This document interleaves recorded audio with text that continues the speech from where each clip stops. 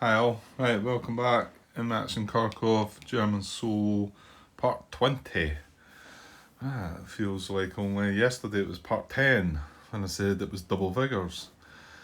Yeah, I'm getting a lot in, admittedly. Getting to do quite a bit, probably too much. Gonna burn myself out maybe, but yeah, still enjoying it. Yeah, I said a while back when I was playing the Soviet Soul about taking a little side break, playing something else. But there's Seventh Continent still sitting there, and what is it?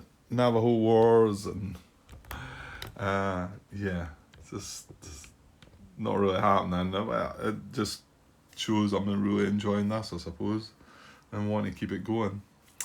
Right, okay. Well, nothing to talk about because I've not been away long. I just copied that bit across, and there's a sort of late night episode here though, so be prepared. Um, yeah.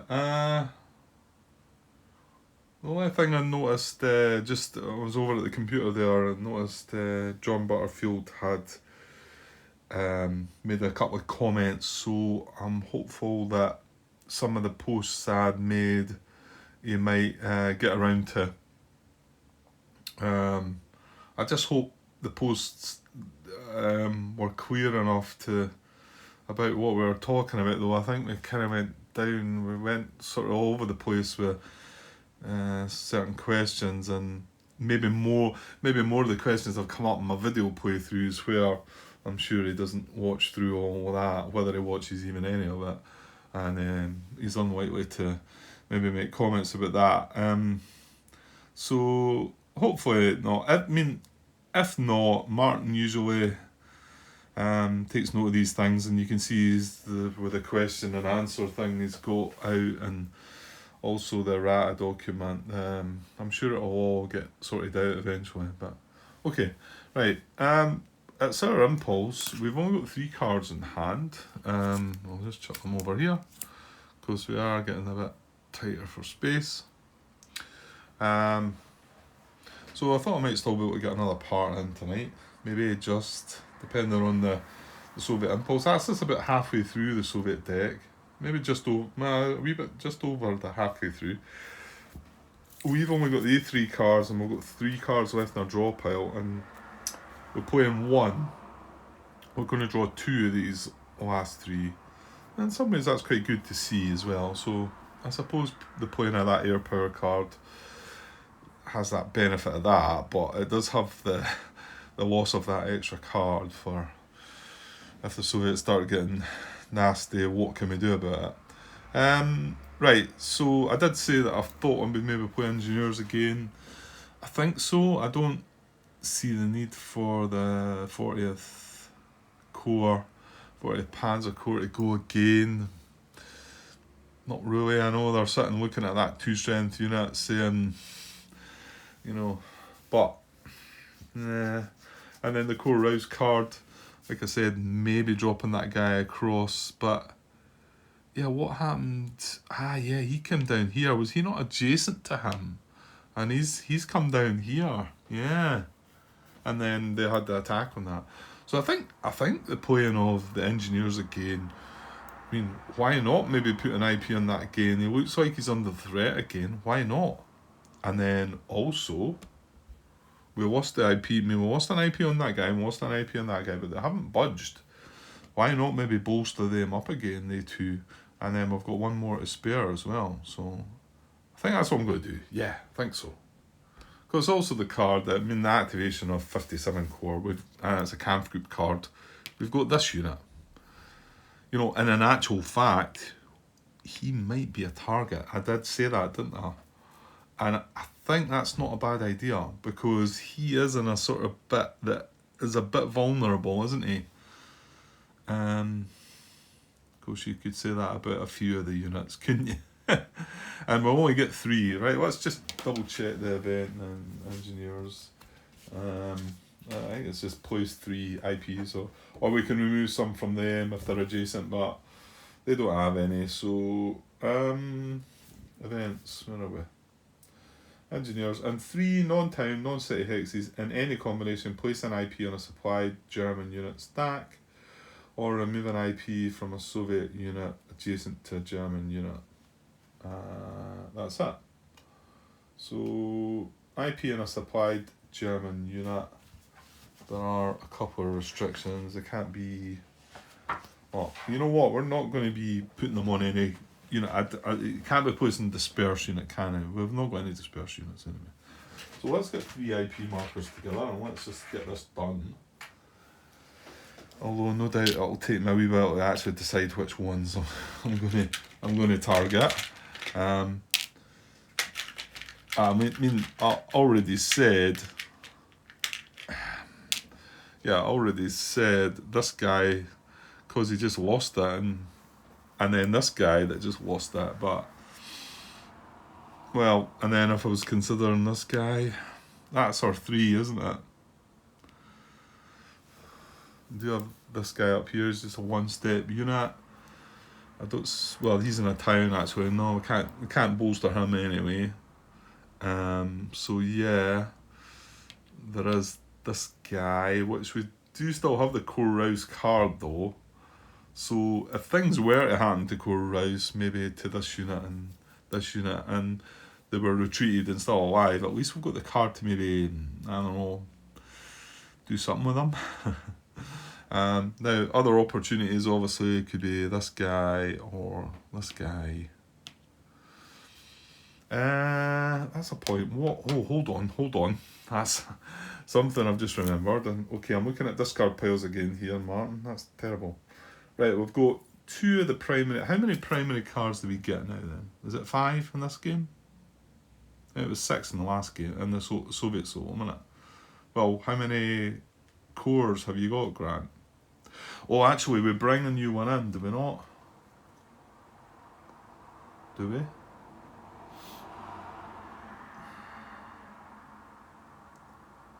Why?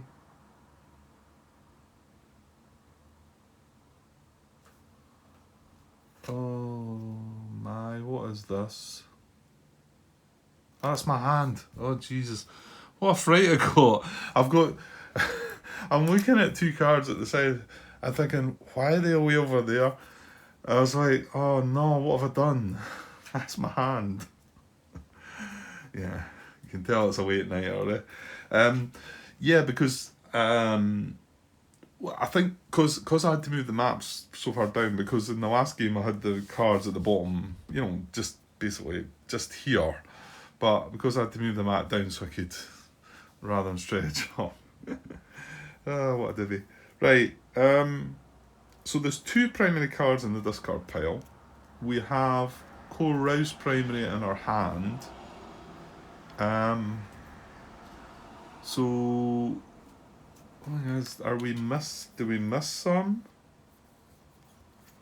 Yeah, there's 1 core for the 57th. Maybe that I shouldn't really be scouring through this, to be honest. But from the cores we've got in play, we've got Core Rouse 40th and 2nd SS. Yeah, because we've got the 3rd core one to come. And no, we've got Core Rouse in our hand. So 3rd core and 48th. Yeah. I mean, 48th, we've only got that 1 unit. I mean, what are we going to do with that? I don't know what the event is on it, or combat tactic. Well, there's a thought then. If we've still got it to come, but are we really just going to play that to build an IP on that guy?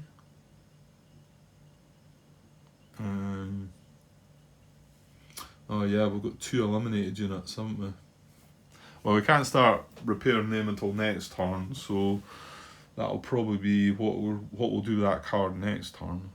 But we do have third core card primary still to come. So maybe I shouldn't bother about building an IP on these 2 units.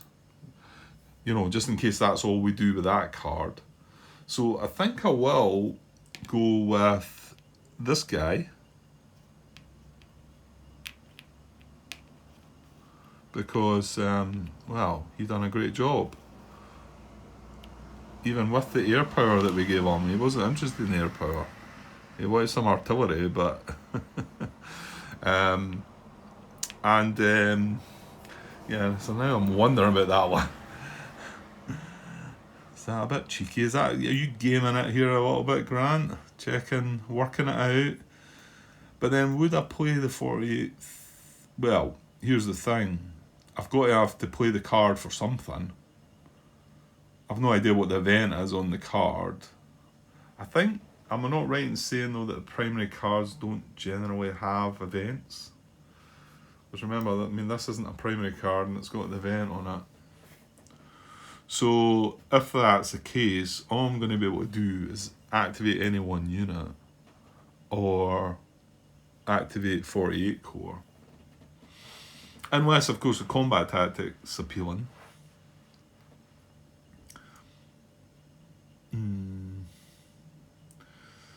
I don't know, Grant. I think there's a chance the third tank having a real good go at this guy again. I think maybe you should give him the support he needs. Right, I'm going to go with this guy.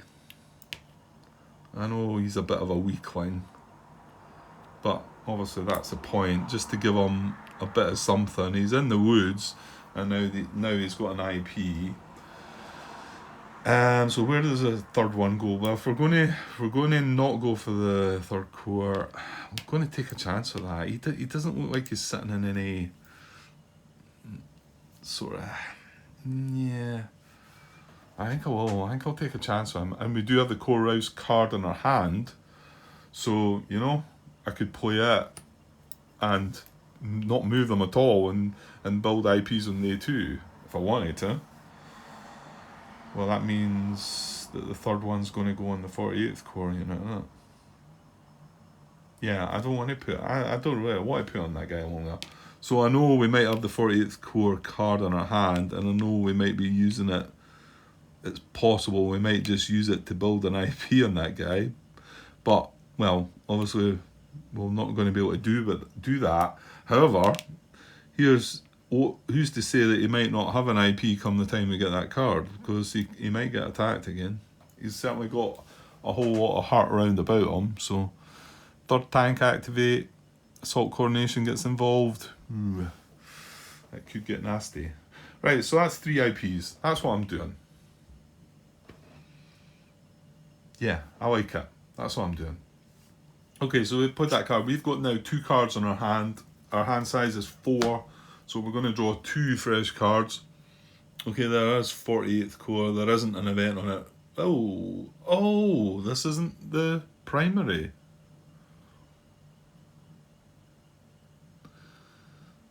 Well, and there's no event on it. It's got reinforced battle. Right, I think I know what my last 2 cards are going to be then. They're going to be the primary 48th core and the primary 3rd core. Right, so here's our 4th card, and it is indeed. Yeah, there's no event on either one of the 2. Of course, this one assigns 1 replacement point. The other one assigns 2, which is yeah, that's a pity. I think we would have liked that card next turn, and we're not going to see it next turn, because that would allow us to bring back the 2. Well, assuming there was nobody else on the map, we would bring back the 2 48th core units into the reserve units box.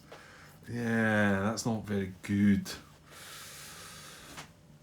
Yeah, and we didn't draw the 3rd core. I would have liked to have drawn the 3rd core card. Yeah, okay, that didn't end very well, but I'm saying that I'm pretty happy with things, how they're looking. We can take that away now. We can activate anybody next turn, next impulse. Because all we did was build, play an event. Okay, right, I'm going to push on and get the next Soviet impulse and wrap things up for the night. Hi all. Right, ended up being on pause last night. going away to check Mr. Butterfield's reply, and he was doing the rounds and going through all the questions that were recently posted, which is very good of him, because we've got some answers to some of the things that have been causing issue.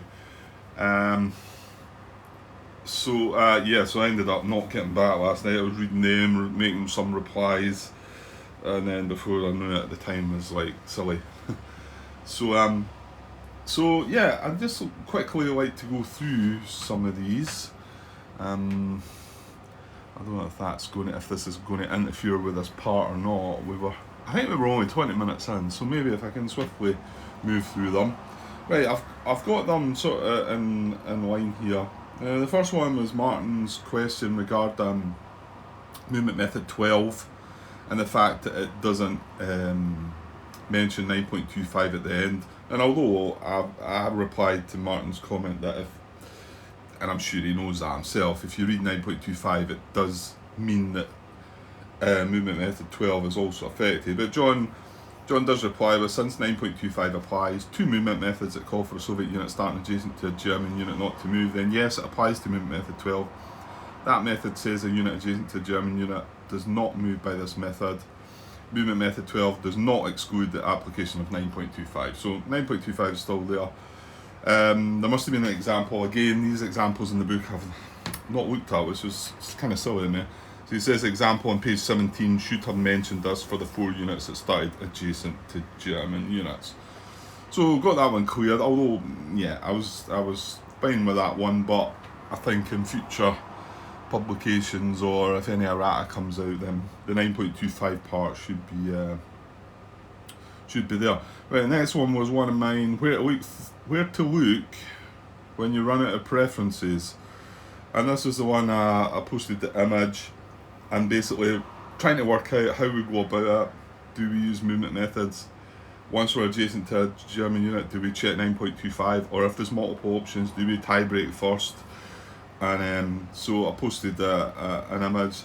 Martin says, I'm beginning to think, actually Martin's John Butterfield himself. That's it. What is it you call it? Pseudonym, is that a different name? Pseudonym, is that right? Oh, that could be all wrong. I might just be making a fool of myself again. I'm beginning to think he is just John Butterfield. He's just playing games with us.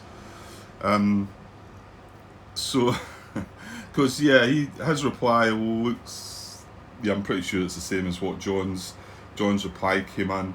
So, hi Grant, in your example, the move is processed in the following sequence. Now, he's given a description of the actual what happens to the units. And to be honest, that's how I end up. The unit ends up in the hex that but he gives a description of how to go about it and what would happen. So I won't go through that. But I'll just, the last sentence, so he says, so in general, the sequence is movement method, 9.25 if it's adjacent to a German unit, and then 9.24. Which is tiebreakers. So there you go. So I've said, so in response, he's not said anything after this, so I think he was probably busy getting through all the stuff. So okay, so 9.25 will always apply first before 9.24 tiebreakers. If the unit's final hex will definitely be adjacent to a German unit, and then after that 9.24 tiebreakers applies if necessary. Very good. So we know for sure now that if you ever are definite on a hex that's ending adjacent to a German unit, then you go straight to 9.25, right? So if we've made a move, and let's just try and put a wee sort of thing here. Let's get some units out here. Hang on. So if the movement, no, sorry. That could be different. Let's just say if the movement method ends in the 3 options for this pop-off unit, right? If that's its 3 options, we move directly to 9.25. We do not tie break between these 3 options, right? I think we were finding, I want to say most of the time, probably all the time, it was working out the same, but we needed to know. And as things get a bit more complicated, we definitely needed to know. As we'll see a bit later on, he discusses multiple units, which I'm glad. I thought he was going to miss that one, and I tried to nudge him, but he got to it in the end. And I've got an interesting solution to that one actually. Anyway, so if they are the three possible movement methods, and we've preferenced our way through it, okay, and that's what the three outcomes are. We don't tie break these, we go 9.25 and that's it. Now, this is where it becomes slightly more complicated, and this is why I was wanting to make sure that my sort of reply was, if the unit's final hex will definitely be adjacent to a German unit. If these were the two outcome hexes that we had found in the movement method and preferenced, you can see one of them is a possible adjacent to the German unit, one of them is not. I mean, it seems pretty straightforward that you have to tie break between the two first, because you might not be looking at 9.25 because the tie break might end up in that hex. So that's the way I'm seeing it. Seems like common sense. We tie break between them two first. Then we get that situation, and well, yeah, then with that, you could 9.25 to other hexes round about it. But you need to tie break that first as well, because you couldn't like sort of say, well, if he goes there, we might be going here and we might be going here. No, these are the two options, because if that doesn't, if the tie break turns out in that hex, you can see it's not adjacent to a German unit. And so yeah, it would just go there. That would be that. And obviously, if you had, a situation like that, it would be the same thing. You would need to tie break between the three. It could end up being, one of these two, or it could end up being the 9.25. Then you've got to look at hexes round about the German unit. That's how I'm seeing that. I also added in my post about my recent situation up there, and I know I was getting a bit overexcited about it, but after playing it out and looking it over again, I'm not so sure it was breaking anything that we've not really seen before. It was a bit strange, but then this whole third tank movement around this unit was quite strange. When it was trying to become adjacent to this VP hex, ended up going around that. And although it's strange, I don't think it's terrible movement, and the same with this situation up here.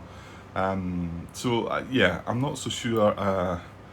I was thinking that that had somehow broke something we hadn't done yet, but no, I think I'm still looking for the one where, well, we might not even get to experience that now, since that these the sequence of this has been straightened out once and for all. So we might not get to that part where we go to tie break at the end. Oh, you know what?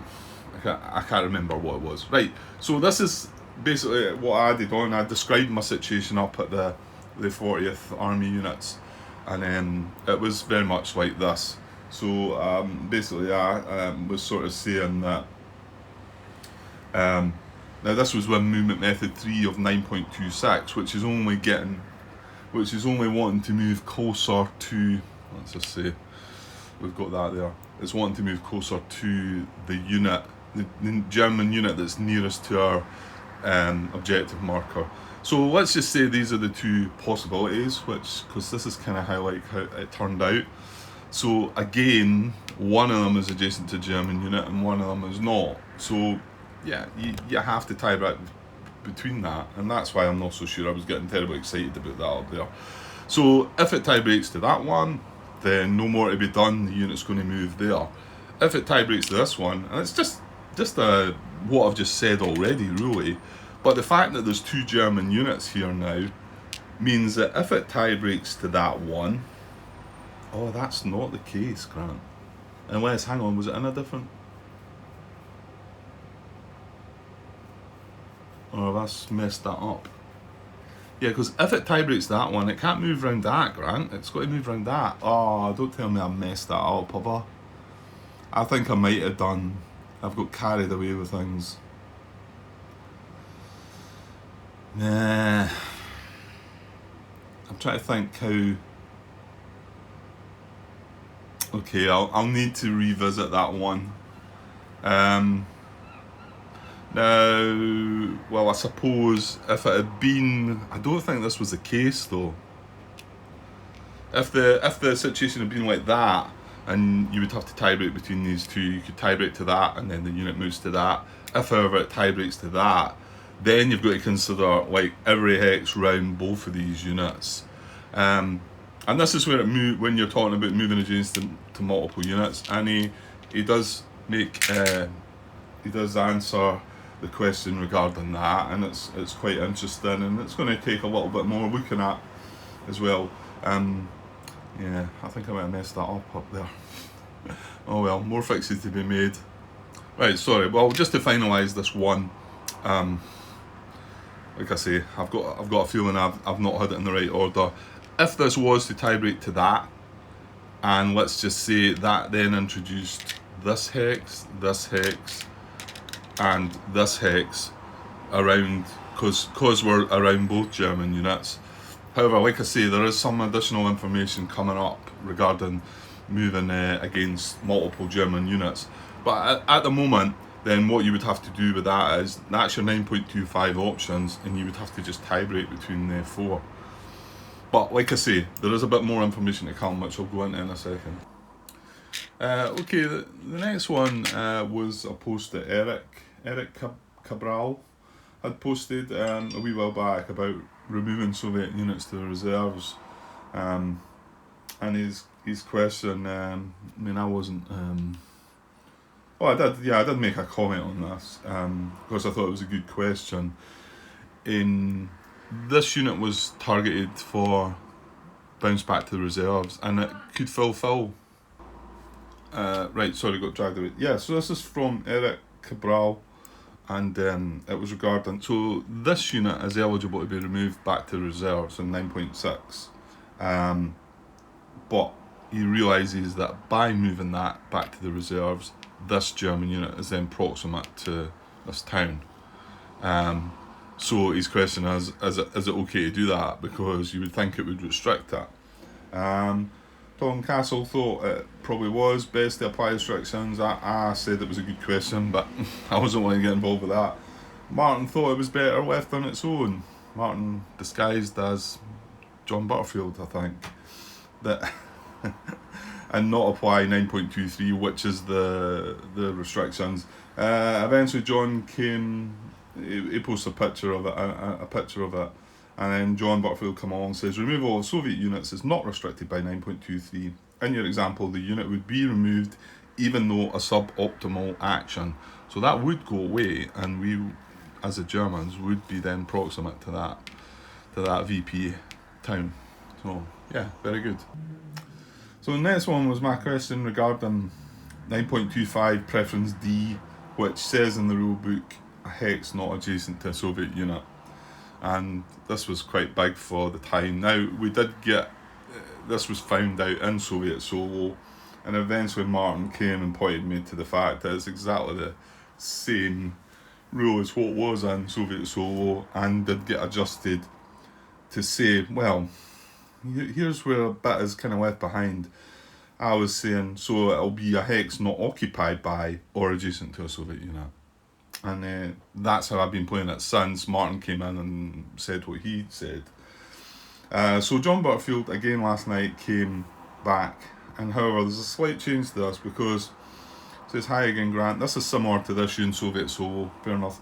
In German Solo 9.25, second paragraph, preference D, should read, a hex not occupied by or adjacent to a Soviet unit, adjacent to the same German unit. So he's got the bit added on at the end there, and eventually I got up this morning and looked at it again, and then thought, is that bit at the end meant to be? Because that can be different to what I kind of thought it was, but I mean, maybe it is meant to be exactly the same. So it's kind of like saying, how I thought it was is not occupied by or adjacent to a Soviet unit. So I would have thought that this unit could have moved into here, adjacent to this German unit. Well, no, sorry, I would have thought that wasn't the case, because because my take on it was it's adjacent to a Soviet unit. Well, what John's actually saying is that it needs to be adjacent to a Soviet unit, adjacent to the same German unit. That's how it was in Soviet Solo. So I'm pretty sure it has meant to have been that. But there is a difference between the two, and I've been not allowing this move because it's been adjacent to that, and it looks like I should have been allowing this move because he's not adjacent to a Soviet unit, adjacent to the German unit. And of course the occupied bit comes on, well, in fact, if that was like that, I wouldn't have been allowing that. But then that's the one that's occupying, so yeah, I fire back another sort of question, hoping that somebody else might pick it up, maybe Martin, just to make sure that the intention was to add on at the end, adjacent to the same German unit. I'm pretty sure it probably is, but I kind of never thought about it that way, so I've been probably playing that kind of wrong. Although, to be honest, written in the rules, it's been wrong a little bit, so there is that. So until if I hear anything more back from that, I'll assuming it means a hex not occupied by or adjacent to a Soviet unit adjacent to the same German unit, unless I hear otherwise. Okay, the next one was my question regarding movement method 10, which is movement following arrows, and just about the fact that, like I say, in previous game, you wanted to try and stick to the primary arrows if you could, and you would only deviate to the secondary arrows if it was going to avoid you ending your movement and all that. But there's more to that in this game. So, and we had ourselves moving secondary, primary, secondary, all over the place just to reach a better preference. And it felt like that was the right way to do it. Martin, again, disguised as John Butterfield, said that he would switch freely between like an enemy action or them. So I went with that. John, this was my third daft question of the day, but nice to see John said, good question, Grant. So I like that. Secondary arrows can be followed in order to achieve both the requirements and the preferences of movement method 10. So we can basically do as we like with them. What we're trying to achieve is the best preference within the requirements, which makes sense. If you're moving the unit yourself, you're wanting to get it to the best hex, so that's that. Okay, next one was from Eric Cabral again. This was back, it was only September the 6th, yeah, so it was quite recent, and it was regarding the splitting of a reinforcing stack when you're making a reinforced battle movement. I know I've kind of got units upside down, it should be the other way about it, so it should be coming from that way, you would think. But anyway, it's just to give you a look at what we're talking about here. So he says a stack of 2 3-step units and is reinforcing an attack. Now I've only got a stack of 2 2-step units here, but it's, why are they stuck together? Just to give you the idea of what he's talking about. The stack has to split to avoid overstacking. Well, yeah, there's 4 steps, 2 units in this hex. They're going to reinforce the battle against this unit, so they can't both go into that hex. So how do you decide how they get there? Now, this did come up because I actually made comments saying that I had a similar situation only just last night from when he posted it. If you recall, it was when the 6th army units came down, reinforcing the battle from up here into a battle down here somewhere. And it was 2 units in a stack that came down to reinforce. Unfortunately, I didn't have the situation like he had. However, there's space for these 2 to just go in there. But I think he was thinking, yeah, could I make that any clearer? Well, I suppose if I put another German unit there. But then that means they both can't get into the battle, Grant. Well, I think you know what I'm trying to say, that they both can't go in this hex to reinforce. So they need to kind of split up. How do you decide that? Who goes first? And I was a bit confused by that too. Fortunately, my units just moved both in, and I think I checked some preferences, and it worked fine. But I can see Eric's question is a good question. So he wants to know how, he says the stack is to split to avoid overstacking. Which unit moves first? The unit with the lowest or highest selector number? Can't seem to find it in the rules. I replied, but I couldn't find it in the rules either, but my thinking of it was that the lowest selector number would move first, so he would go in there, and then the other one would go into the other space, maybe, you know. Assuming this was the priority hex, then the other one, I think you know what I'm saying, the situation probably slightly different. Yeah, so it wasn't 100% sure.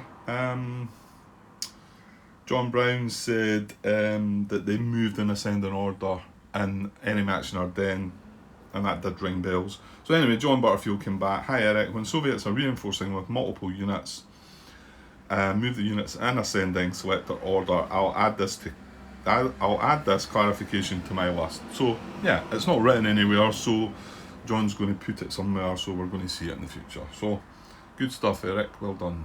And obviously thanks to John for answering all these. Now there is a couple more, I think.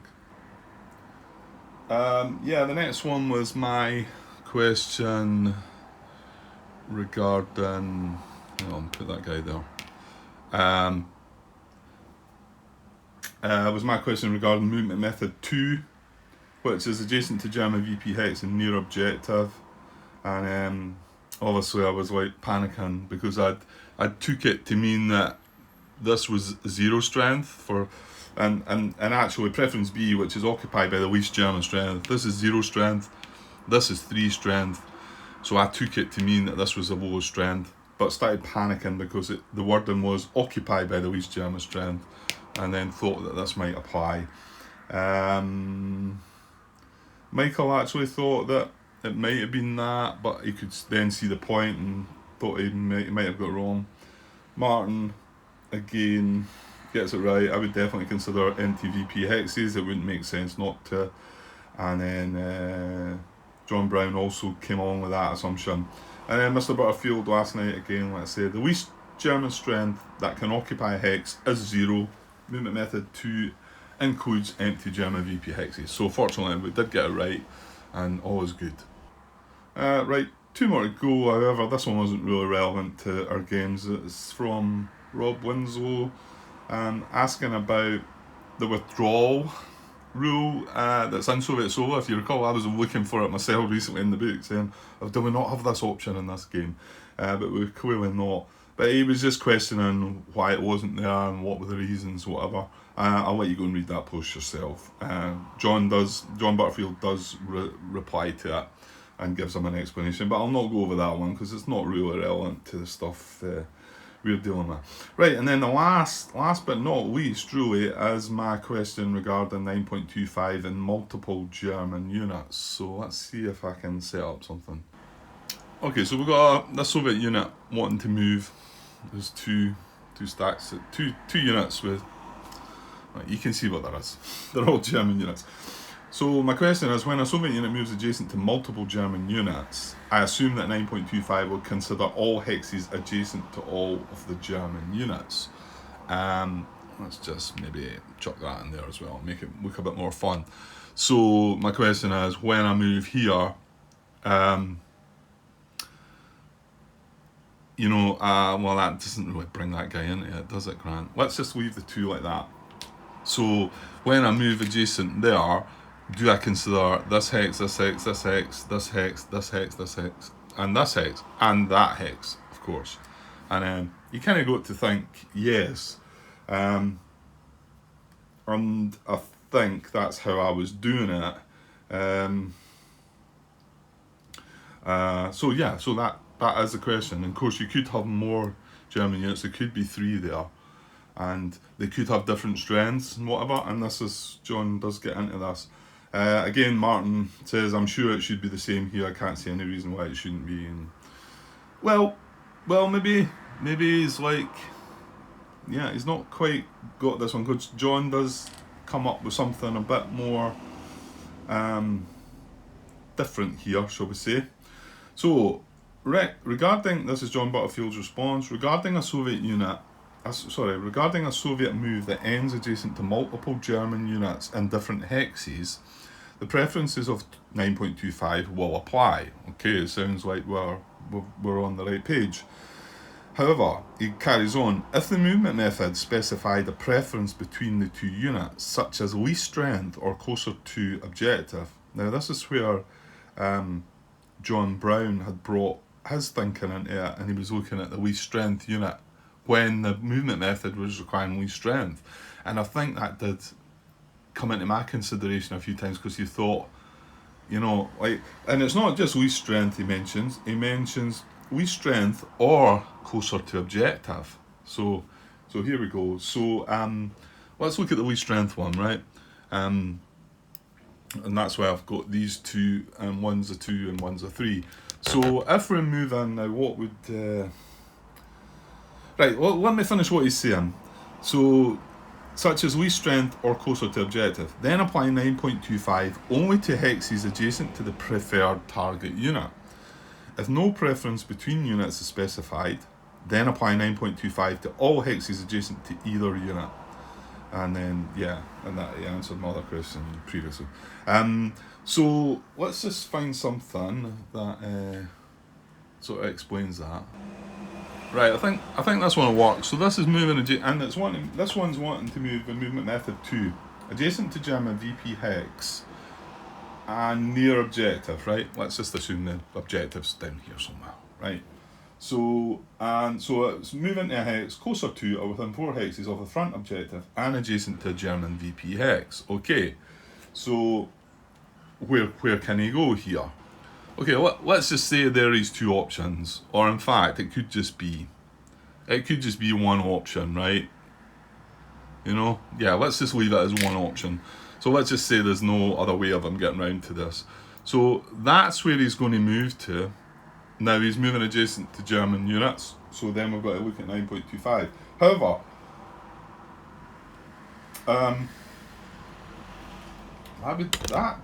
oops, sorry, what happened there? Hang on.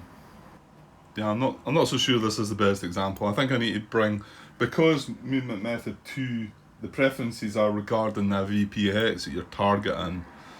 So, well, let's just say that there are these 2 options.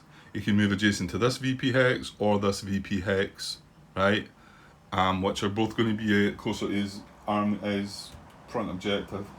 So then we would prefer a VP hex targeted exclusively by the active front. They're both, let's just say they're both, well, he's the wrong unit. It's that southwest front stuff, right? It doesn't really matter. You know what I'm trying to say. So they're both targeted exclusively for southwest front. So then we look at preference B, which is with least German strength. So this, the hex occupied by least German strength, this has got a German strength of 3, and this has only got a German strength of 2. So that then becomes the target, right? So then he moves there, and then we say, okay, he's moved adjacent to a German unit. We need to preference, we need to 9.25 that. So then we'll look at 9.25, and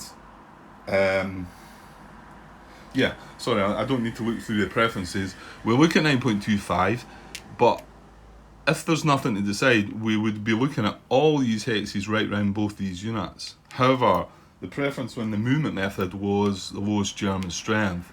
So my take on that is we're only looking adjacent to this unit and not this one. I'll maybe give you a poor description there though. I was sure that there must be something else there that checks for German strength. Because I think that wasn't the best example. I think you get the idea of what I'm trying to say.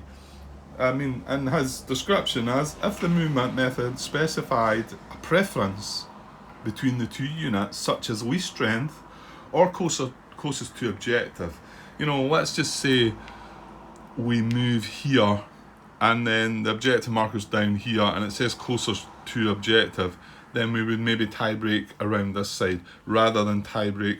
Sorry, not tie break. 9.25 up behind that unit, because it then wouldn't be. So in actual fact, it is bringing some more thinking into that, and I like that better, because I always said, right, okay, we're 9.25 here, but we're, well, in actual fact, is that not, if we were to Hang on, let me see. Yeah, that could get a bit more complicated, I think. Let's just say we were moving adjacent to this VP town. Now, we move in here. We're then adjacent to two German units, so we can 9.25 right round that one, or 9.25 right round that one. Now, the movement method wants us to be adjacent to VP hex. Does that mean we can only 9.25 to this hex, this hex, this hex, or this hex? Because I think that's what he's saying. If the movement method specified a preference between the two units, such as least strength or closer to objective. Right. Maybe not. I thought there was a bit more to that one. I think we're going to see how that plays out. I think the best way of finding out about that one is really just to play the game, and then once the situation arises, we'll then look back to that and say, okay, but that's got least strength, so we can only go around this one. Yeah, I think that's what we need. I'm trying to show you probably bad examples. That's what I'm doing. Okay, and that was them all. So thanks very much, John, for coming along and sorting all the things out. We can hopefully move on now, and as possible, we might find other things. Just while we're here now, what I might do is I might just cut this part now, just because that's went on another 30 minutes, and I'm pretty sure I've got 20 odd minutes, and well, I've not done anything, have I? We're activating third tank, so it's going to be a bit of a crappy part then, if for anybody that's want to watch some gameplay, I suppose. But I could I'll put something in the header saying there's no gameplay, but there's an explanation of John Butterfield's recent comments regarding certain questions. While I'm here, I noticed that when I activated the pop-off just recently, what was that? Well, I was with the Southwest Front card, and that's why these 6 army units go activated, the 2 that are underneath there. However, they're not spearhead units, and I didn't. Can I look at that and possibly fix it, Grant? Or do I need to go back and look at things? The one under here had been set to not move, and not move by any other movement method. But this guy here, the thing is, he was involved in the attack on this guy. So I'm worried that he might have moved somewhere else. Well, let's just say if things were the way they were, because we skipped methods 4 to 9, and I skipped method 4 to 9 for that guy as well, and I shouldn't have, because, well, he's not a spearhead unit. So even though he's part of the activation of all spearhead units, it doesn't sort of differentiate there. So movement 4 would be cause surround, and he couldn't do that. I mean, I looked at this guy right away and I thought, oh no, can he just move to there? But he can't move from there to there. He's going from zone of control to zone of control. I don't think anything's changed, but he can't go and do that. So there's no surround, so that's good. To Soviet VP hex, no, he's not going to go and try and find a Soviet VP hex. Adjacent to German VP hex, well, again, that would have been checked in movement method 2, so he cannot do that. Adjacent to German unit logistics hex, well, the logistics hex for the Southwest Front are way up there. He's not getting away up there, so we're getting away with this so far. Adjacent to German unit, well, he is already. Moved to an occupier as adjacent to German unit and not adjacent to a Soviet unit adjacent to the same. Oh, don't tell me he could have moved into here.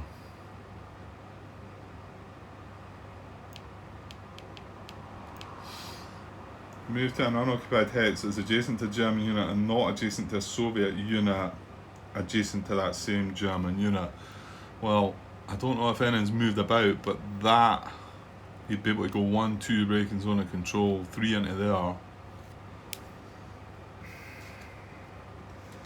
Uh, should I maybe just leave this? Pretend it didn't happen. That's the last one as well, because mine is from turn 4 onwards. Typical. Let me go and look at the video. Yeah, I just had a look back, and it does look like the situation hadn't changed. The pop-off unit underneath had come down from this hex to join him, which he probably still would have done even if that unit hadn't been here. But it did look like this was the same situation, and this unit would have moved with movement method 8 into here adjacent to this. So it's maybe going to be a bit pain to fix though, but I think it could be kind of relevant because there's going to be less of an attack done on this guy. It's going to be 4 strength less. However, there's more than likely going to be an attack on this guy, and I think there was only 3 against 2, which was situationally 3 against 3. If that guy's in there, that's 7 against 3, which is 2 to 1. I need to look back on this to see. I think I could still fix it, but you know what? I'm going to look back on it, and also I'm going to look back on this because I think I got this wrong. After all the excitement, I thought I was doing something different, which I don't really think it was. That I actually think I might have got it wrong. Although, I don't know, I'm looking at it now saying it must have been adjacent to 2 units somehow, but I can't for the life of me see it. I need to look back on it. Okay, well, I'm going to leave things like that for now, and then hopefully later this well, probably this evening now, I've got some things I need to go and do. So I'll probably put this together as a part, but there's going to be some... Or what I might do is maybe not put it together yet if I can see a way of fixing this and add this on as well, just to finish this video. But I need to spend some time looking over the video footage and at the rules and finding out if it's going to be a fix, it's going to be too much trouble. I might just end up leaving it, but as long as it's been pointed out, then there's that. Okay, I'll be back. I don't know what this is. I think this was part 20 actually that we started last night. So this might be the end of part 20, or I'll see if I can quickly add this bit on at the end and talk about that and maybe fix that up there if there is something broken. But if not, I'll just bring that back in with part 21. Okay, sorry there's no gameplay in this section, but I think you'll agree that getting the answers to quite a lot of the questions out there from Mr. Butterfield is well worthy of talking about. Well, certainly for me, because I'm trying to play the game properly and I need to know exactly how to play it properly, and a lot of my questions have now been answered, so good. Okay, I'll be back later guys, cheers. Hi all, right, welcome back. Action Kharkov, German solo. Actually I'm saying welcome back, right, this is going to be in the middle somewhere. A part 20. I found an error that at first I thought, I think I mentioned it already, possibly in the part that you've just watched, although it might be in a part of the footage I'm going to just delete and start again. So not sure. I put a comment in the header. Basically what it was all about was the last time we activated, we used the Southwestern Front card for the Soviets, which activated the pop-off cards and units stacked with pop-off, and it grabbed these 260 army units. Now, I then moved from movement method 3, going on to movement method 4, then noting that the pop-off units are spearhead units unless any of them are in towns or cities. None of them are in towns or cities. I moved straight through. Now this unit had been set at its move. It had been set with movement method 2 to that it was a Soviet unit starting adjacent to a German VP hex within 4 hexes of the objective marker and unable to move to a more preferred VP hex does not move by this or any subsequent method. So it was locked in to not move. However, I didn't get away, I didn't get so lucky with this guy. And my understanding of what I've looked back on is that this guy would have looked at methods 4, 5, 6, 7, not found anything to do. So, and then movement method 9 doesn't start from turn 4, so all I need to do is get through movement method 8, and I've got away with that, because then I then go back to checking him with movement method 10, which is for the spearhead units. However, movement method 8, and nothing much changed here in this area, so this is as it is, to be honest.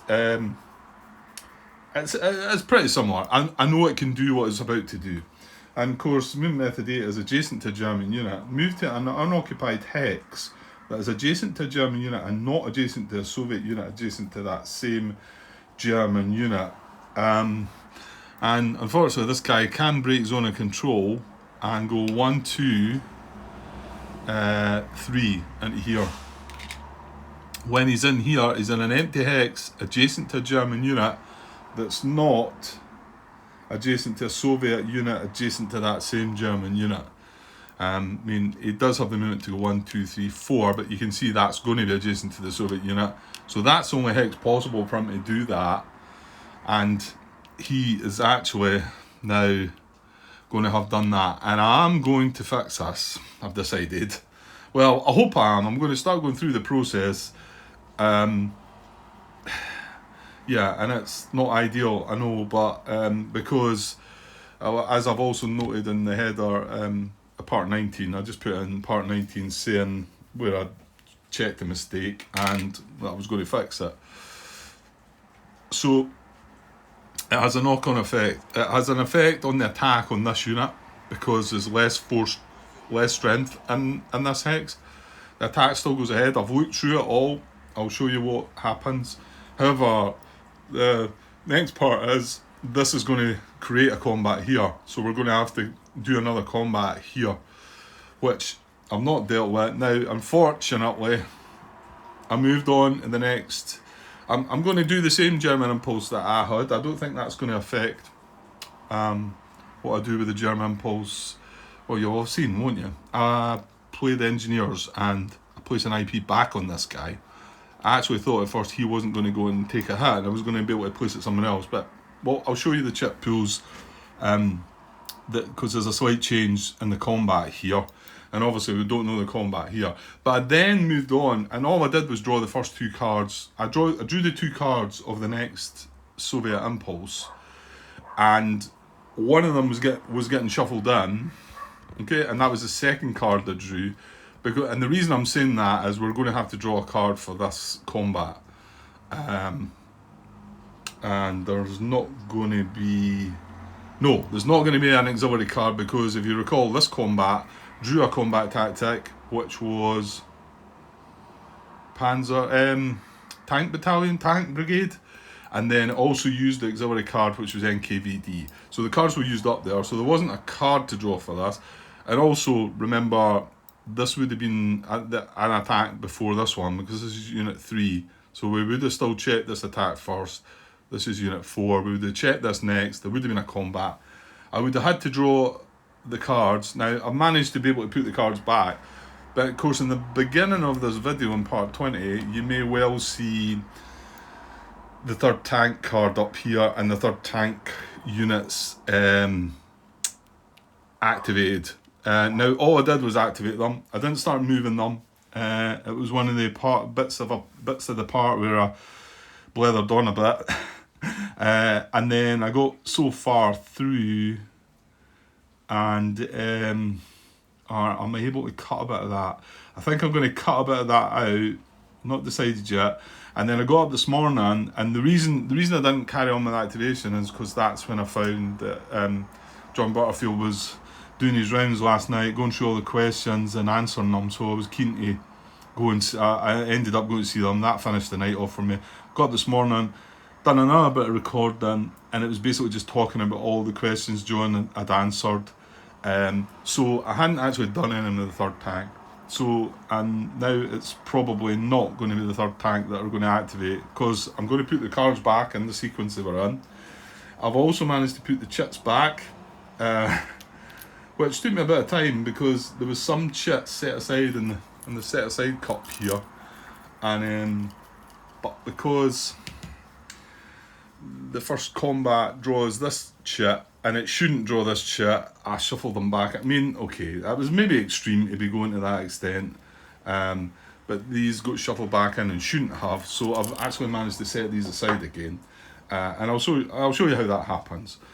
Okay, and hopefully this will go smooth and I'll be able to still get it done, but if it happens to go all to pot on the way, you might not see this video and I might just carry on and say, look, I couldn't fix this, it was too much hassle, right? Okay, I also thought I'd made some blunder up here. I don't know if, again, you might see this or not. I'm not sure what I'm cutting out and what I'm leaving in yet. I'm going to have to just patch it all together. But no, it was all right in the end. Although I'm not quite sure why I get kind of quite as excited up in that corner about that move. I mean, it is quite strange, and it brings up questions about what John has answered regarding multiple German units. That's still got a bit for me to kind of grasp, and could require a follow-up question to what he's answered. But I think we need to wait on the situation arising and then see if what he's talking about we can understand and adjust it to fix. I'm sure the likes of Martin and that will be able to have picked up exactly what he's meant as well, so it might not need him, it might just need the Martin and Tom and the likes of these guys to come on, John Brown and that, just to say, yeah, he's meaning this, because see this dog, honestly. Okay, so I've laid out some of the cards. That's the first thing we need to deal with is the combat that occurred here, okay? I will leave that guy there because he is going to still be involved here and he's going to be able to have an attack here, so we'll come around to that first. What I don't think I'll bother doing is turning these guys round. The attack is coming from this stack and this stack onto this stack. Now, if we do the attack check, there's 8 strength in there and 5 in there, 13. Now, originally there was 17 because that guy was in there too, right? So we've got 13 to 4, but checking situationally at first, it's 13 to 5 because he's got an IP, it's 13 to 6 because he's adjacent to a supplied unit. 13 to 6 is still 2 to 1. 17 to 6 is what they had, which was still also 2 to 1. So we did the tactical value check and the attack went ahead. So nothing's changed there. The attack's still going to go ahead because it was 2 to 1 odds. When we go to add up the actual odds, we get obviously 17. Originally we get 17 to 4, which is 4 to 1. However, we've lost 4 of that strength, so it's 13 to 4. So the odds are going to drop from 4 to 1 to 3 to 1. Okay. Chip pools are also going to drop by 1. So we had originally 1, 2, 3, 4, 5 chip pools because of the 2 units. However, we've lost the unit there as well, so it is actually only 4 chip pools. And that's why this is the last chit that I actually draw, and so this isn't going to count, this chit. Not that it counts, but it does do the reshuffle. Which, yeah, and that was maybe going a bit overboard by doing that, but it wasn't really that hard. Well, I had to look through the video footage, but yeah, to be honest, I had to actually look through quite a bit of footage. But once I got started, I just thought, well, let's stick with it. So they were the initial odds and chip pools. We then drew this card, Tank Brigade, adds 2 strength. Get why you're not prepared.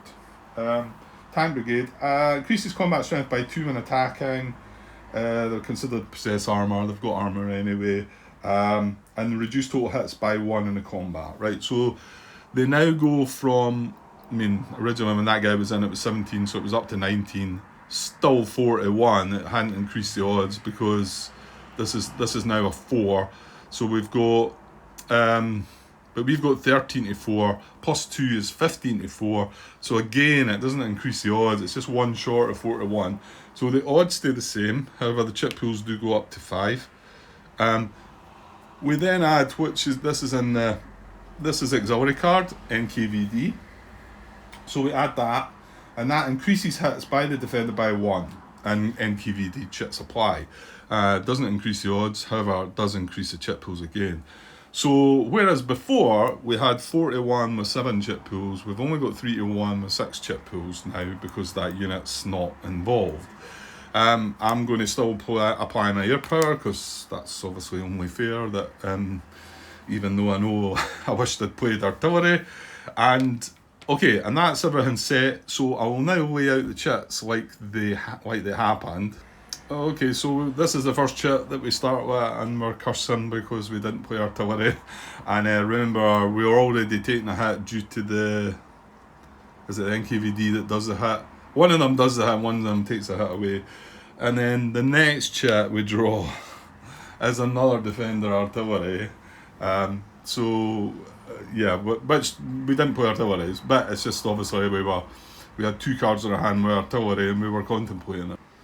Okay, so the next chit is this one, and this is the one that, well, one of the ones that changes. It's only one that changes. Because of the odds, we were given this as a D1. So I kind of thought we were getting away with it scot-free. However, the other side of this chit, and I went and found out and made sure, and by the way, this is the only chit that's got a P on it with 4 to 1 with a D1. I went through all the chits and checked because I don't mention what's on the back of this chit. So it is the correct chit, and unfortunately, it ends up meaning they're taking a hit and we're losing the IP, and then we build the IP back the next again turn. So, you know, maybe it's not terrible. However, so 4 to 1 doesn't apply, but 2 to 1 does. So that's the main difference in the chit draws, because the other thing is we're only drawing 6. Right, the next one's Townwood's broken, so another result for us, but you can see that we're still getting the same hits, it's just an extra hit to them. The next chit is another 2 to 1, which counts. The next chit is excellent again for us, City Woods, and of course the attack is in the woods. And then that's us, because we've only got 6 chits. So the 7th chit that we drew, and of course I make a comment saying, oh yeah, why not mock me playing artillery chit, wouldn't have applied. However, I wouldn't have been drawing this chit because I'm only drawing 6 chits. So I'm going to put that back in the actual cup, and I'm not going to shuffle things in because we didn't draw that chit. So that's the total outcome of things, and you can see we've got all the D hits cancel each other out. We've got A2, so the result is A2, but in the original combat we have A1 as the outcome. So it's A2. Okay, so A2, however, that changes up a little because the tank brigade reduces hits incurred by the Soviets in combat when attacking or defending. So that takes that down to A1, whereas before it takes it down to A0. And the NKVD still adds a hit to us. So that is the final result compared to what the outcome we had originally was that, but that's what the actual outcome is. So it's 1 hit to each, D1, A1. So yeah, so I usually prefer to have D on the left and A on the right. Yeah, I get a bit funny that way. You may have noticed. Right, so D1, A1. So yeah, pretty simple. Right, let's get rid of the combat tactics then. So these get discarded, and these get discarded. We've done all that. So the D1 result, the hit on us, obviously removes the... Now, right, I'm just going to leave that there. Well, no, let's not. Let's put it here. I'll leave the counter underneath. So the D1 result removes the IP. That's all they do to us. We stay where we are. Now we do have, this is new obviously, we didn't have a hit to dish out to them before, but now we do. So we know it goes on the most steps, and I think these are single steps in here, they are. So, oh, it's going to be the pop-off unit actually, because he's selector number 3. So it's going to be most steps, and then if tied for most steps, it's the highest selector number, isn't it? Signs so that step lost, most steps and the highest selector number. So it's actually going to be this pop-off unit that takes the hat, so that's quite nice. So he drops from 5 strength to 3 strength. So good result there. The downside to all this is I get the feeling this guy's in trouble because we are going to have an attack there, and that's why I felt like in the need I had to fix it. If there wasn't going to be a combat going ahead here, I might have just let it go and sort of said, you know, let's not bother with it all. But anyway, that satisfied their hit. No advance after combat, obviously, because the unit stayed solid. And that's that attack done with.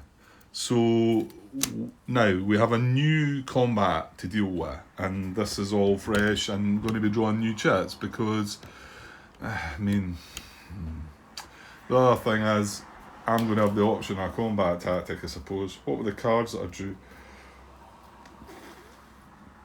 Yeah, because I played a card. I played the card for engineers.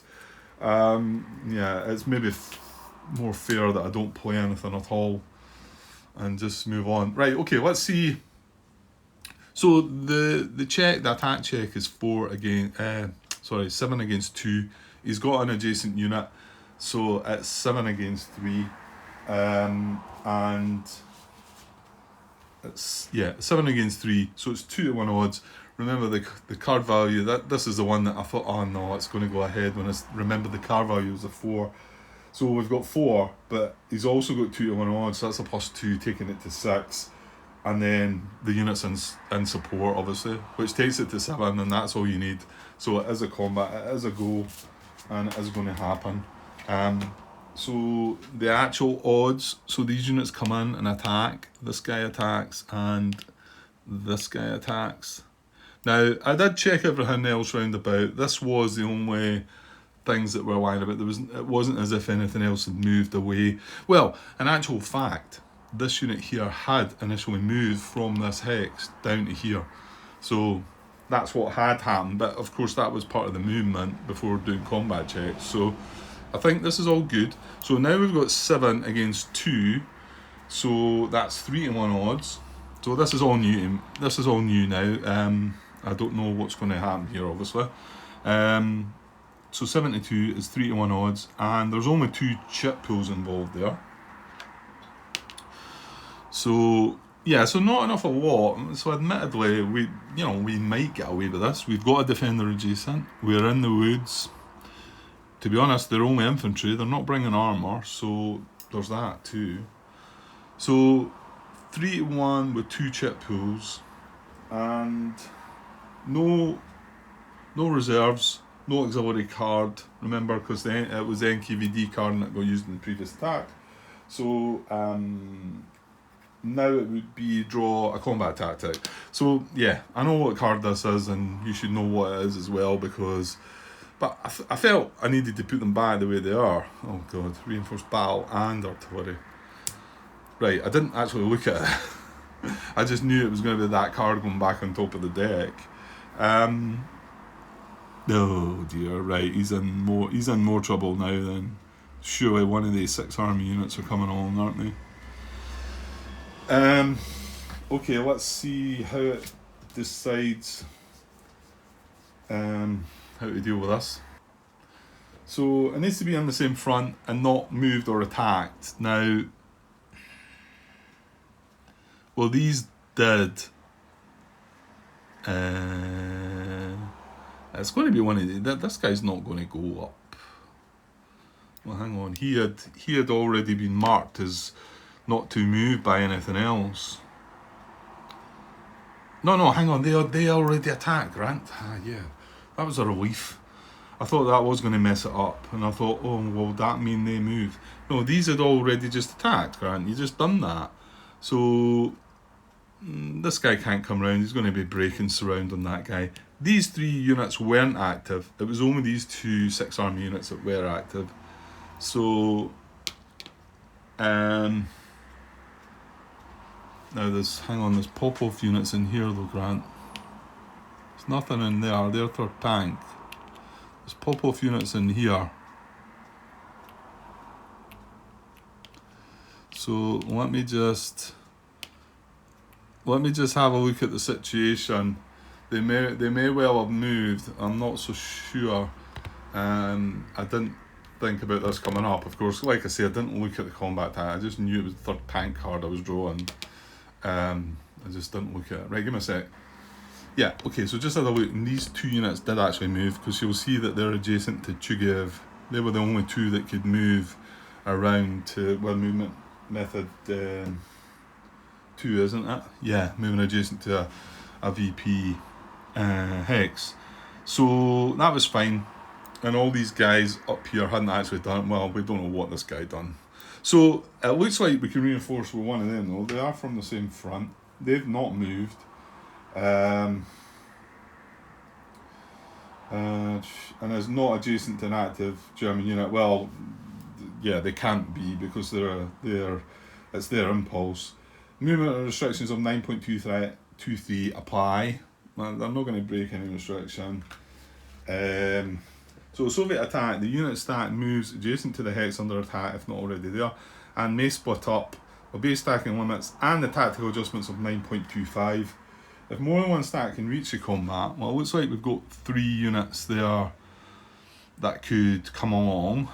Yes.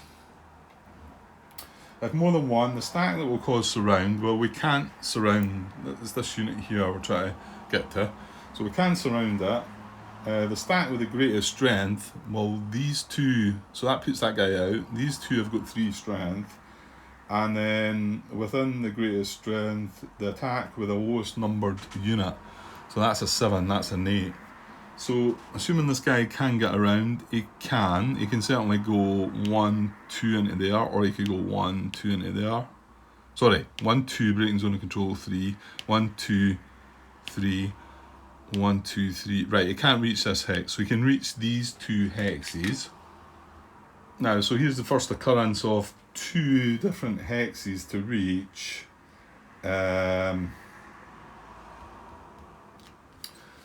And since we've had this new information from John Butterfield regarding how it all works, I know this is a reinforced battle, but my assumption is we just put it together the same way. So you'll notice that only one of these options is moving. Oh no, what am I talking about? Right, okay. No, it's that hex there, Grant. I was right. Well, I wasn't right, but yeah, I meant 1, 2, and then 3 into here. They're the 2 options he's got. I'm thinking, how can this not be adjacent? Like, and then, right, anyway. Okay, so now we've got 2 options adjacent to the unit, and we want to 9.25 that. So where is that? Oh, right. Let's get this one straightened out. John did just come back just recently, and I had asked about, hang on. Right, because let me just, no, wait, get the rule book out first, Grant. Okay, just humour me if you will. I'm back in the Soviet Solar rule book here. 10.54, movement adjacent to Soviet unit. Very similar to what we're trying to do here. In fact, you could say identical. Yeah, maybe not. But anyway, so preference B is a hex. This is the wording. A hex not adjacent to a German unit adjacent to the same Soviet unit. Right? Remember, this is the Soviet rules on that. A hex not adjacent to a German unit adjacent to the same Soviet unit. Well, we played through that playthrough, and it eventually became, well, right away it became quite clear that there was something not quite right about this, because it stacked all the units together rather than spreading them out in the empty hexes. So eventually it got to John, and John says, yeah, that's got passed on. The wording should be a hex not occupied by or adjacent to a German unit adjacent to the same Soviet unit. Right, job done, great. So now when I come on to German solo, I'm looking at 9.25. It takes me a while to realise that these are both the same things, just in different, German side and Soviet side. So 9.25, the word in, this time it's preference D, not B, so it's preference D, and the word in this is a hex not adjacent to a Soviet unit. Stop. It's not got the bit about, it doesn't say a hex not adjacent to a Soviet unit, hex not adjacent to a Soviet unit adjacent to the same German unit. Right, that's it. It doesn't say that. So when John came along and said, eventually just came on last night and said, yeah, that wording should be the similar case to the Soviet solo. So what it should say is a hex not adjacent to a Soviet unit adjacent to the same German unit. And I didn't read it quite last night, and I thought, sorry, a hex not occupied by or adjacent to a Soviet unit adjacent to the same German unit. That's it. And I didn't quite click it last night, and then when I got up this morning, I looked at it and I thought, well, hang on, he's added the bit on about the adjacency. So I went back and just popped the question. I didn't think John would come back and get it, but he did, and that's how it's worded. The whole thing, the bit about, so the actual wording is a hex not adjacent, hang on, let me see it, a hex not occupied by or adjacent to a Soviet unit adjacent to the same German unit. That's the words, right? Okay, we've got it. So that's sorted. Right. Okay. Right then, so where's the guy going then? Okay. Yeah, I wanted to get that out first because now we're going to look at 9.25. So just quickly, operational limit, well, they're all in that. We're aware a hex that would cause the German unit to become surrounded. None of them do that. A hex and Soviet support, they're all in that. Right, let's get the word done. A hex not occupied by or adjacent to a Soviet unit adjacent to the same German unit. So if he goes there, he's occupied by a Soviet unit adjacent to the same German unit. If he goes there, he's adjacent to a Soviet unit adjacent to the same German unit. So we can't break it down, right? An enter garrison hex. Oh well, there we go. Right, that's it. That's where he's going. No more need to look at this guy. No, it's not this guy. It's this guy. 1-2 breaking zone of control. 3 into there, and he's joining the attack. Okay, so and this is a reinforced battle. So that adds another 3 strength. So we're now 10-2, which is 5-1 odds. The odds jump up by 2, and we not only get a combat tactic for the reinforced battle, he's also adding artillery, so it's actually 4 chip pools. So double checking that, 10-2 is 5-1 odds. Chip pools are 1, 2, 3, 4, 5. Okay. What did I do there? I didn't add the unit. That was it. Right, we'll just do. I'll double check that.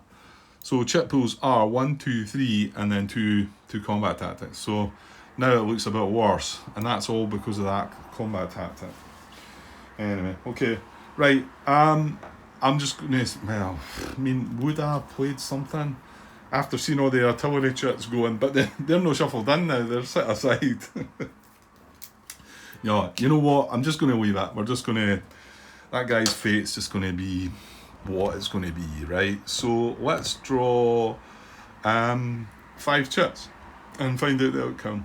I was going to say at first maybe he's not doomed, but we'd have preferred a D-1. Yeah, he does have a defender adjacent that's not being attacked and is in supply.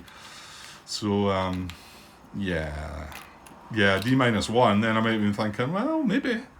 Yeah, well, that applies to, and yeah, it's going to hurt. Now we can survive on D2, can't we?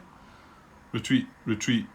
Yeah, but that's as much as we can go. So, I mean, I suppose a good thing, they're taking 2 hits up to now as well. So, but then again, remember, if they do more hits than us, unfulfilled hits will just get taken off of them. So, right, here we go. 3rd chit coming up. Yeah, that's not what we want. So, well, that's us eliminated now.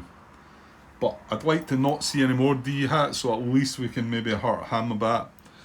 Because, yeah, there's going to be a gap here, isn't there? This is a bit worrying. But we did know he was a bit vulnerable. But I didn't think he was getting attacked that last turn, so, yeah. Right, get the fourth one. All the wrong chits. 6-1 in the front as well. I thought, are we getting away with it? No, 4-1 in the back. So that's going to, well, unless something happens with the last chit, it's going to remove one of the hits that we're getting on them. So, right, one to go. Well, that was just rubbish. After starting with that chit as well. So, yeah, they're not going to take a hit now. The results are 1, 2, 3, 4, 5. D5 and A2. Yeah, so D5 and A2. I think I used the white dice the last time, didn't I? How dare I? I'm not going to redo that part just for that. If I did. I think I did though. Okay. So D5, A2. Yeah, it's kind of rotten. So it's only going to take 3 hits. He can retreat, step loss. So that's 3 hits to kill him. It still leaves 2 hits. And we know what that means, that the 2 hits that we were doing on the Soviets are going to get, because of the unfulfilled hits, are just going to get wiped out because of that. So, right, that card can be discarded. Like I say, at least we're maybe not getting that activation now, but there was that. And that's not why I'd done it. You know, I didn't start all I did was activate the units. I didn't do anything with them, or I didn't get that far, to be honest. Okay. It's just as well as maybe talking about other things, or we might have been too far in to rewind it. Right, okay, so advance after combat. Right, remember this guy can't advance because he was brought in with reinforced battle, and in fact, I'll just turn him around like that again now. They were taking no hits because of the unfulfilled hits.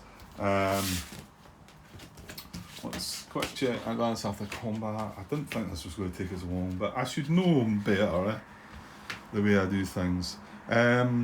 So unit, what we got? 4 and 17, and the attack occurred in there. Unit 4, it is not a forward arrow. It's not a VP hex, it's not a primary direction.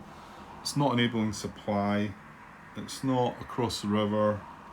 It's not in the secondary direction either, was it? No, there's not a secondary direction in that hex. If advancing second hex, no. So the next part is causes surround, it does not. Closer to objective, it is not. However, it is the attacked hex. So it will still advance on a 1 to 7. It rolls a 1, so it will advance. And it can only advance 1 hex, and I'll just turn him round now, that's him done. This unit would then be checked next. Now it is in his primary direction. Yeah, no, that's fine. Right, he's going to break surround though. So if he advances,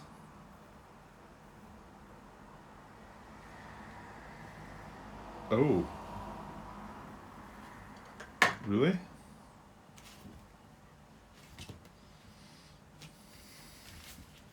A sec.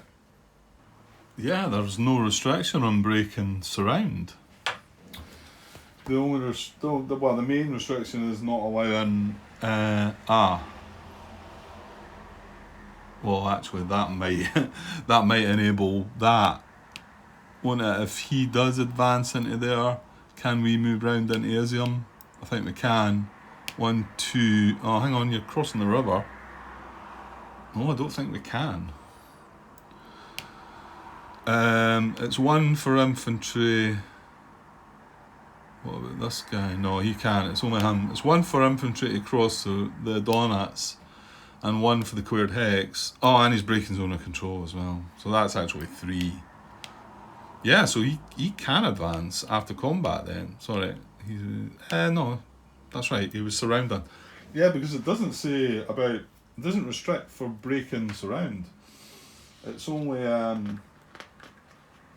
It won't enable proximity to a VP hex, and that's it. So in his primary direction, well, he needs to roll dice still. So it's in his primary direction, and there's a unit already advanced into there. So it is a 1 to 6. He'll advance on a 1 to 6. It's a 6. So yes, so he does advance, and again, no 2-hex advance. None of these units mechanised. And that's removed surround from that guy. Well, like I say, it's not these proximate to any of the AVP towns. I mean, he could start causing trouble by moving in there right enough, but he's going to get himself in supply issues, so it's not really helping, is it? Okay, so that was that. That's everything fixed. Well, I say everything fixed. That card goes away. Everything else just went the way it did in the end. Nothing bounced back to reserves anyway. We done all the checks for that. So my next impulse, and that's all I'm going to do, is just readjust this one. I can't remember where the other two. We played this card, and we done for the event, engineers event. We placed 3 IP markers. One of them was to be put back on this guy because we felt like he'd done a great job. I want to say the other ones were here because he lost his, and actually it was here, wasn't it? I was thinking it might have been there, but I think he still had his. So I think it was here, and here. So that was our last impulse. So now I'll cut this now, put this all together. This will be the end of part 20, I think, and it will be patched up with 2 or 3 bits. And then we can move on with part 21 with a fresh Soviet impulse. I mean, okay, I know what the top card is of the deck, but yeah. It's not that I can manipulate round about. I'm going to draw 2 cards and we're just going to see what they are and put them in what box they go in. Okay, and yeah, we had nobody activated because all we did was play engineers. That's why there's no counter up there. Right, okay, I'll get away and fix this now, guys. And yeah, sorry for all the carry on yet again, but I think if any have been keeping up with me by now, you know what I'm like and want to make it right if I can. So I've made it right. Some bits good. Well, I think more bad than good out of that, really, because now there is a gap here. There's a gap to Wazovia. So we've got to think about that, I suppose. It could well mean, I think we know, is our last card going to be 3rd Corps again, isn't it? I think that's what, we've not drawn the primary for them. So that could be good, because in actual fact, no, this guy can't move. He's not surrounded, but he can only move that way. However, it might be a good idea to probably bring this guy around to something like here or here maybe. But we don't have that card in our hand yet. I think it's the last card in our draw pile, so we're going to have to do something in between.